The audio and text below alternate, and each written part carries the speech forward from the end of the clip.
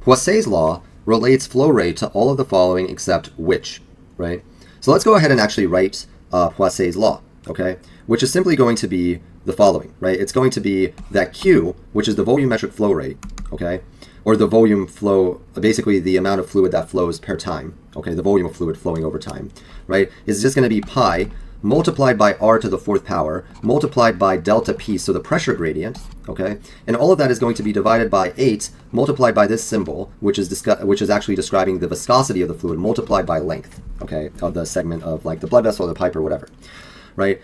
So essentially, this is Poiseuille's law, and this is describing volume flow rate and the different factors that impact it, okay? So which of these answer choices is not in this equation? All right, well, radius clearly is, right? So that's wrong. Pressure gradient is, that's the delta P here. Viscosity is at the bottom, it's inversely related. But fluid density, well, there's no density term. That's a density term. There's none of that is there, right? So this is correct. D is the only one that's not in the equation. Now, the other way that this equation can typically be tested is they'll ask you, like, what happens to the volume flow rate according to this equation if you, like, change the radius, or you change the length, or you change the pressure gradient, etc., right?